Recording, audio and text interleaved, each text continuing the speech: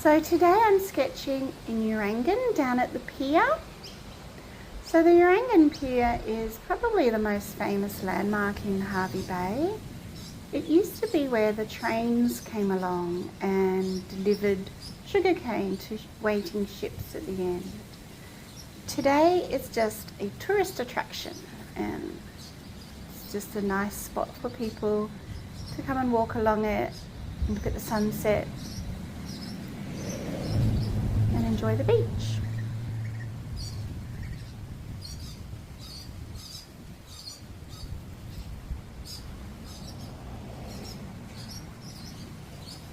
Because I want to include the 4 trunks of the tree, I'm just going to draw a light outline of the whole tree to begin with. When using pastels, I like to choose a nice light neutral colour, usually grey, to do my initial lines, so that once I colour it, any mistakes won't be obvious. So this tree is really interesting because it's got the 4 trunks. That's why I want to make sure I include the whole tree. Usually I tell people not to focus too much on the outline, but when you're really making sure to get the proportions right, it is a good approach.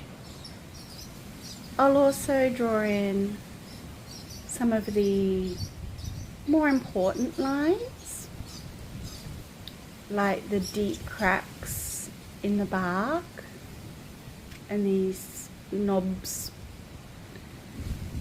along the tree. It's really interesting the way it's got all these twists and knobs, especially at the base of the tree, so I want to include that. These trees down at the shorefront, they have a pretty tough life. It kind of shows in their form. It's one of the things I like about them, I think. They get blown about a lot by the sea wind and they have a lot of sun. I have this theory that trees tell us a bit of a story in their form because they show us what sort of life they've had, whether they've been able to grow straight and tall with a sort of ideal conditions, or like this guy here, they might have had to battle the elements a bit more and they tend to be twisted and gnarled. Kind of like the twisted and gnarled trees a bit more because they've had a more interesting story.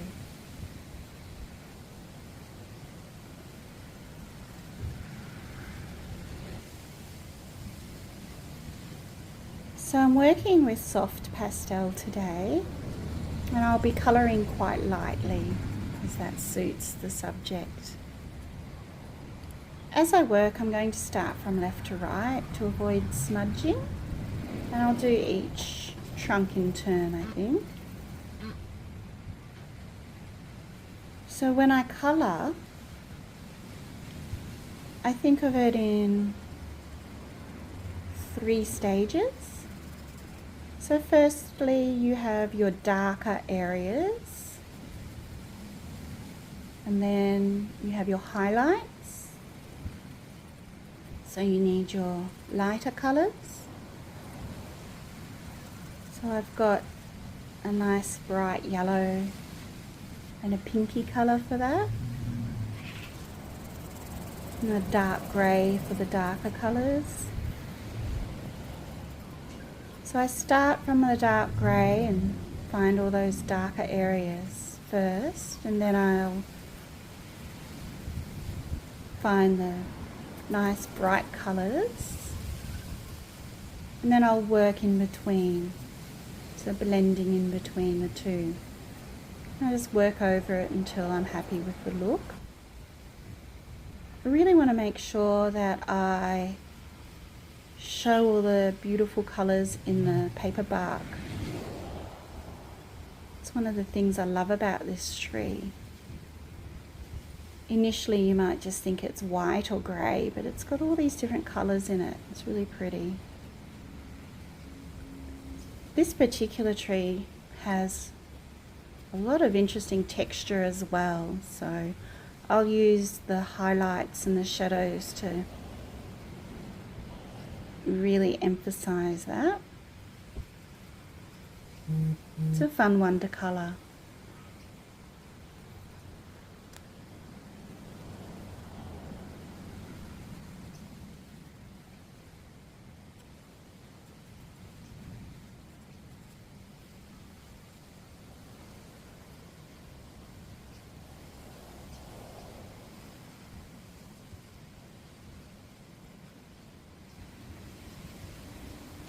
I just love sketching the paperbark tree.